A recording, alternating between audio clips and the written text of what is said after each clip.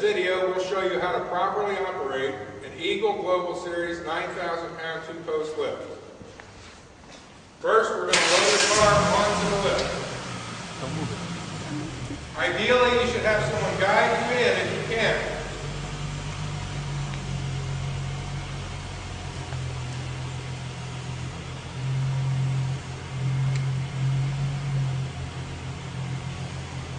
We want the car to be centered from side to side, properly positioned from front to rear.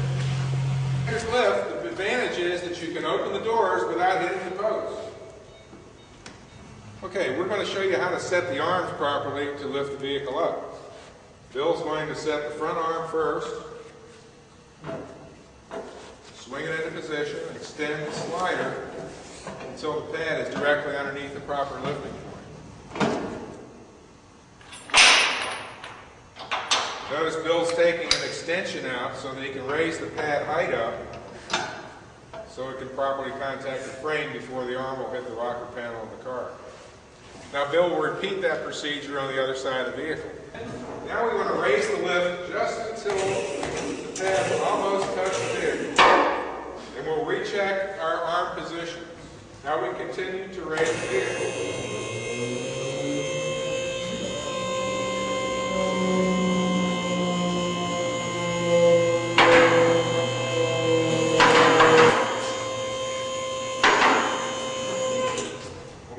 All the way out, we want to let it back down. We're resting on the last mechanical safety stop.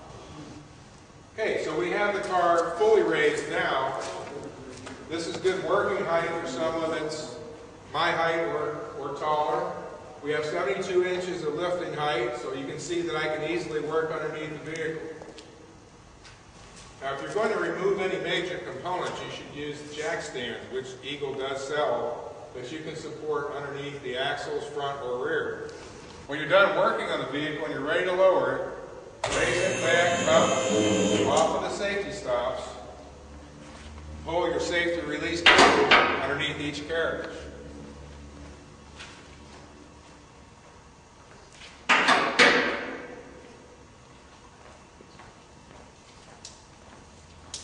Then lower the hydraulic release. Now, you can lower and stop the lift at many different working heights. Let's say you wanted to do brake work or tire work. Well, you want to have that at a more convenient position. Raise it back up till you hear both safeties click. Let it down on the safeties. Now you're at working height for wheel and tire work.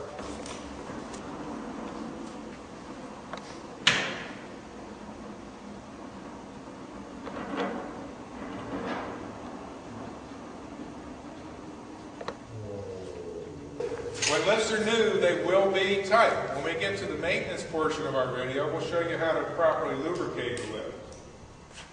When the lift is all the way down, the arm restraints, automatic arm restraints are now released.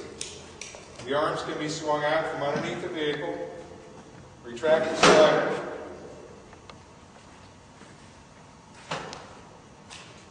Notice that both arms store to the rear on an asymmetric lift.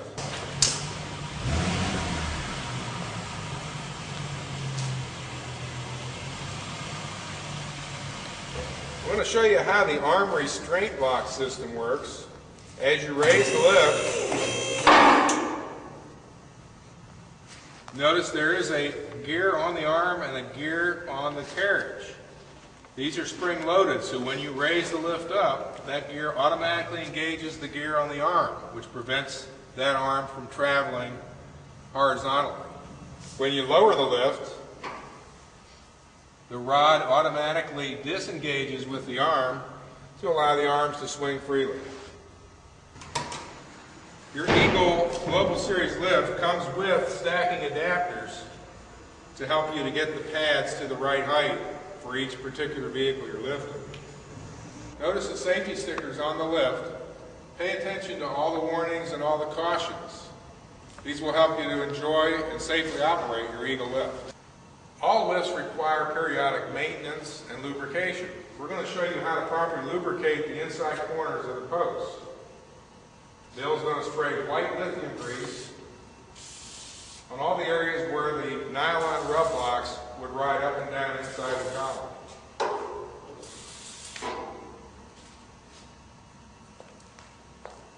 Additionally, you want to lubricate the chain periodically using chain grease or chain lubrication. Next, we'll show you how to lubricate the arm pins and the safety arm restraint mechanisms.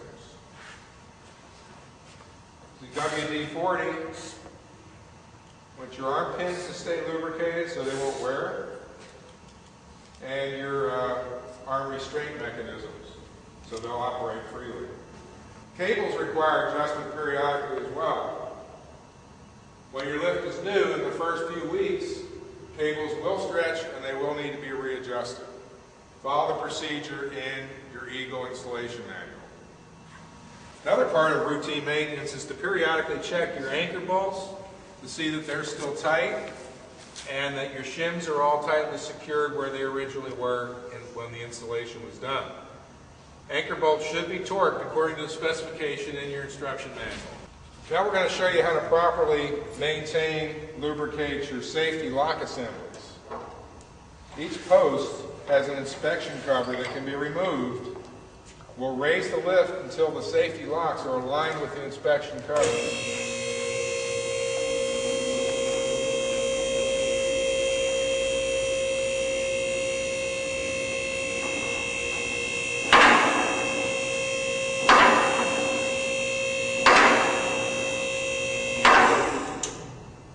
Here we can see the safety latch, and first we saw the spring go up inside the column. Bill will lubricate the latch with WD-40 or white lithium grease. The other thing to notice as you're doing this maintenance is to observe whether or not the safety latches click and sync with each other. Notice they do. If they didn't click and sync with each other, that would tell you you need to adjust your equalization cables until they did click and sync. Again, follow your procedure in your Eagle installation manual.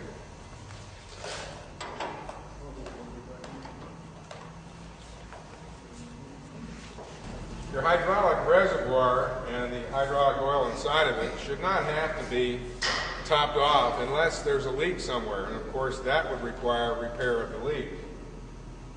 Periodic checking of the connections to make sure there is no leakage is probably a good idea. And never fill your reservoir when the lift is up in the air. Always have it fully descended before you would top off the reservoir.